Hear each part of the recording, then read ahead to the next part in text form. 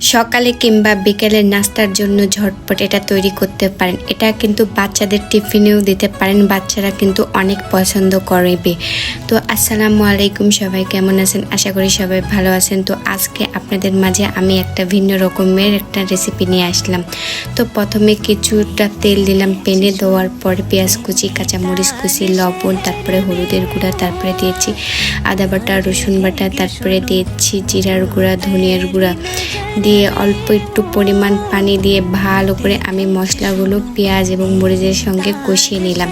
তো তারপরে আমি কিছুটা মুরগির মাংস আগে থেকে সিদ্ধ করে নিয়ে ছোট ছোট করে কেটে নিয়েছি। এখন ভালো করে সবগুলো একসাথে মিশিয়ে কিছুক্ষণ রান্না করার পরে আবার যখন দেখলাম যে একদম ঝোলটা শুকিয়ে গেল, তখন আমি এখানে কিছুটা 2 চামচ পরিমাণ টমেটো সস দিয়েছি।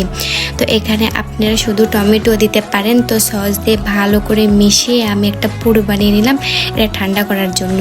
তারপরে আমি একটা বলে 2 কাপ পরিমাণ ময়দা নিয়েছি, তারপরে কিছুটা পরিমাণ লবণ দিয়েছি, আর দিয়েছি হলো কালো জিরা।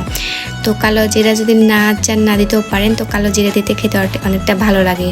তারপরে আমি 1 চামচ পরিমাণ দিয়েছি হলো রান্নার তেল, দিয়ে ভালো করে মিশিয়ে নিয়েছি। তারপরে আমি কুসুম গরম পানি দিয়ে একটা ভালো করে একটা ডো বানিয়ে নিব, যেমন রুটি বেলে যে রুটি পরোটা যে বানায় না, ওরকম একটা ডো বানিয়ে নিব। এই তো আমার ডো হয়ে গেল। এখন আমি ভালো করে হাত দিয়ে সুন্দর করে সফট করে নিব। তারপরে আমি ছোট ছোট করে লিচি আকারে কাটবো। তো আপনারা সাইজ মতন করবেন। তো আমি ছোট ছোট করে এখানে একটা লিচির মতন করে কেটে কেটে ধুয়ে দিচ্ছি। তো তারপরে এই তো আমার হয়ে গেল। এখন আমি একটা নিয়ে যেভাবে আমরা রুটি বানাই ঠিক ওইভাবে একটু আটা নিয়ে একদম ডোলে সুন্দর করে একটা রুটির মতন করে গোল করে বানাতে হবে।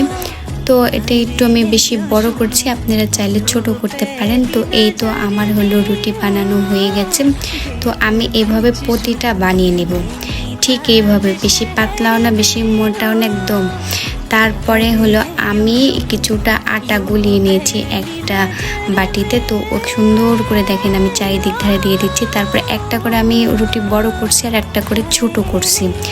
তো প্রথমে আমি বড়টা দিয়েছি, তারপরে আবার ছোটটা দিয়ে আবার সুন্দর করে আবার চারিদিকে আটা দিয়ে এখন আমি এতে 1 চামচ পরিমাণ ওই যে পুর বানিয়ে থুয়েছি সেটা আমি দিয়ে দেবো, চিকেনের পুর। তো এখানে আমার পুর দেওয়া হয়ে গেছে। তারপরে এখানে আমি সুন্দর করে আটকিয়ে দেব ভালো করে। আটা দেওয়ার কারণে হলো যে সুন্দরভাবে আটকে যাবে এবং তেলে ভাজার সময় এটা আর বের হয়ে যাবে না। তো ভালো করে যদি আপনারা মুখটা আটকে না দেন তাহলে এটা হলো তেলে ভাজার সময় পুড়ে বের হয়ে যাবে।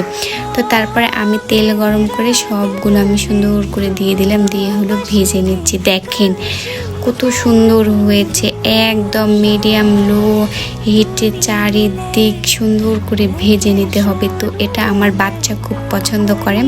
তো আমাকে বলে যে আম্মু তুমি আমাকে এভাবে বানিয়ে দিও প্রতিটা। তো আমার বাচ্চা এটা আমার খুব পছন্দ করে। তো আপনারাও এভাবে বানিয়ে দেখবেন, আপনাদের বাচ্চারাও এটা পছন্দ করবে।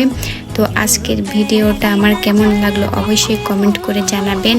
আর যারা হলো ফেসবুক থেকে দেখতেছেন আমার পেজটা ফলো করবেন, আর যারা ইউটিউব থেকে দেখতেছেন তারা হলো আমার ইউটিউব চ্যানেলটা সাবস্ক্রাইব করবেন।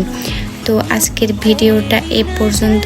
আশা করি সবার কাছে এই ভিডিওটা ভালো লাগলো। তো সবাই আমার পাশে থাকবেন, সাপোর্ট করবেন, আমিও আপনাদের পাশে থাকবো। ধন্যবাদ।